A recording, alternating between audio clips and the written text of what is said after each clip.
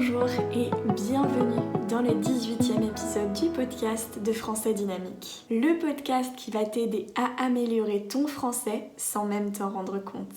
Je m'appelle Agathe, je suis professeure de français passionnée et dans l'épisode d'aujourd'hui, je vais te parler de la galette des rois. Avant de commencer cet épisode, je te souhaite une excellente année 2025. J'espère que tu passeras une année excellente, en bonne santé pour toi et tes proches. La galette des rois. Est-ce que tu sais ce que c'est la galette des rois? C'est quelque chose qu'on mange en ce jour où sort le podcast, le premier dimanche du mois de janvier. On mange la galette des rois en France. Je vais d'abord te raconter un peu l'origine, d'où ça vient et comment ça a été créé cette galette des rois. L'origine donc de la galette des rois, ça vient d'une fête païenne romaine, donc c'est assez vieux.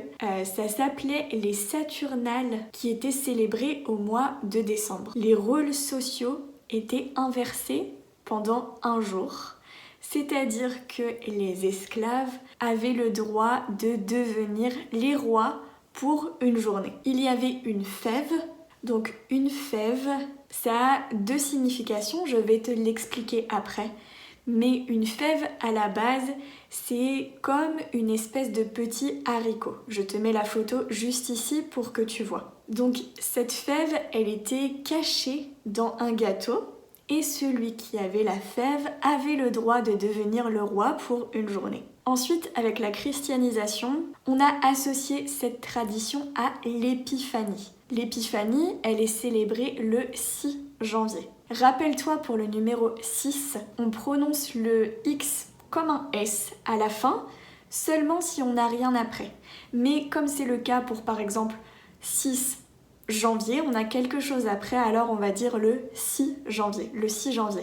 Il se passe exactement la même chose pour le 10 ou le 10 janvier. Donc l'épiphanie, elle est célébrée le 6 janvier et ça marque la visite des rois mages à l'enfant Jésus qui venait de naître. En France, la tradition, elle a un peu évolué et elle n'a plus autant cette connotation religieuse. Donc à partir du XIVe siècle, les pâtissiers ont commencé à créer des gâteaux spécialement pour l'épiphanie, pour ce jour du 6 janvier. À partir du XIXe siècle, donc des années 1800, on a commencé à changer la fève pour une fève en porcelaine. Donc je te mets des images juste ici, si tu vois la vidéo sur YouTube, tu pourras voir les différentes images, ou si tu es inscrit au PDF, alors tu pourras aussi voir les images directement dans le PDF. Donc aujourd'hui, on parle d'une fève pour parler de ce petit bonhomme en porcelaine, mais à l'époque, à la base, il s'agissait en fait d'une espèce de haricot. L'épiphanie, elle se fête toujours dans certains pays. Par exemple, en Espagne, on mange el roscón de Reyes et c'est en fait une brioche qui est décorée avec des fruits confits. En Espagne, c'est un petit peu différent parce qu'en fait, on a deux fèves. On a une fève qui est le haricot et une fève en porcelaine. Donc celui qui trouve la fève en porcelaine devient le roi, mais celui qui trouve la fève, le haricot, doit payer le roscón de l'année. En France aussi, on a même deux différentes galettes. Donc dans le sud de la France, ça s'appelle le gâteau des rois et ça ressemble étrangement au roscón qu'on a en Espagne. Donc c'est une sorte de brioche avec des fruits confits par-dessus. Mais dans tout ce qui est la partie nord et dans la majorité de la France, on a la galette des rois en général qui est faite à l'amande avec de la pâte feuilletée. Vraiment, je te recommande de goûter si tu aimes l'amande. C'est exceptionnel, j'adore la galette des rois. Et rappelle-toi que tu peux t'inscrire mensuellement au club privé pour recevoir le PDF avec la transcription de ce podcast, la traduction en espagnol et en anglais pour que tu comprennes tout. Et puis j'ajouterai aussi des vidéos bonus, du vocabulaire que tu peux mémoriser en contexte. Et dans ce cas-là, tu auras aussi ma recette facile de la galette des rois. Qu'est-ce que c'est le rituel en France pour la galette des rois? Aujourd'hui, on ne mange plus la galette des rois le 6 janvier, mais le premier dimanche de janvier. Et c'est vrai que parfois, on peut manger de la galette jusqu'à la mi-janvier, voire un petit peu plus. Je pense que jusqu'à la fin janvier, on peut encore trouver des galettes des rois à acheter. Donc comment ça se passe quand on mange une galette des rois en France?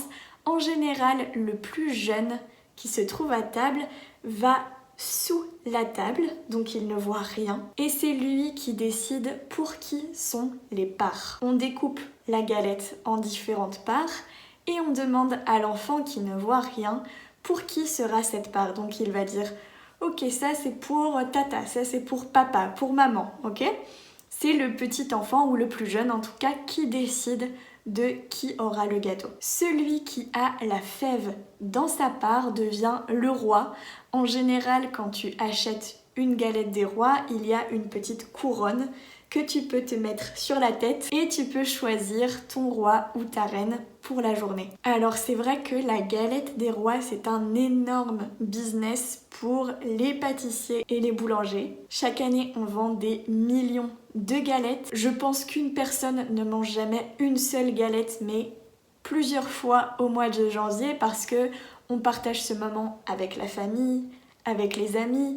On peut même aller au vœu du maire au début de l'année. Donc le maire de ta commune, le maire de ta ville va faire un discours pour souhaiter la bonne année et en général on partage un morceau de galette des rois. Donc on a l'habitude de consommer plus d'une galette des rois, c'est clair.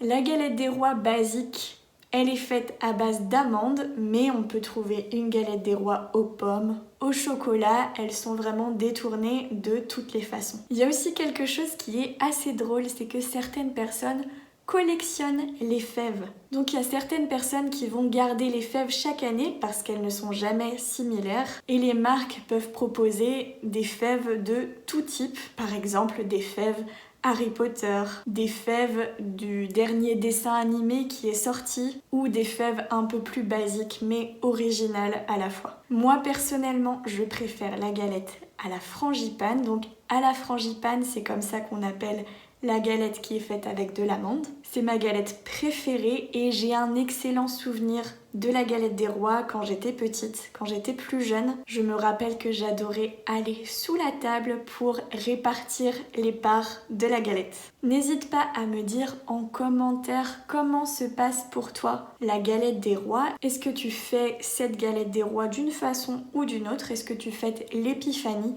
ou pas? Je te remercie d'avoir écouté ce podcast. Encore une fois, je te souhaite une excellente année.